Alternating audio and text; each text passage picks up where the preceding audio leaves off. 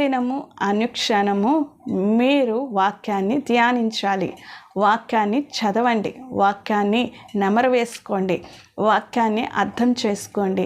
వాక్యములో ఉన్న మర్మమును, వాక్యములో ఉన్న రుచిని, వాక్యములో ఉన్న ఆ యొక్క శ్రేష్టమైన ఆశీర్వాదము మీ హృదయంలో పెట్టుకోండి. ఎప్పుడైతే మనము వాక్యాన్ని భుజిస్తామో, వాక్యాన్ని మనము అంగీకరిస్తామో, ఆ యొక్క ఆశీర్వాదము మనకి నిత్య జీవాన్ని నడిపిస్తుంది.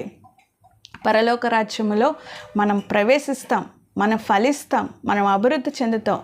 ఎంత ఎక్కువగా వాక్యాన్ని ధ్యానిస్తామో, ఎంత ఎక్కువగా మన వాక్యాన్ని పఠిస్తామో, ఎంత ఎక్కువగా వాక్యానుసారమైన జీవితం మనం జీవిస్తామో, ఎంత ఎక్కువగా మన హృదయంలో భద్రపరుచుకుంటామో అంతగా ఫలిస్తాం, అంతగా ఆశీర్వదింపబడతాం.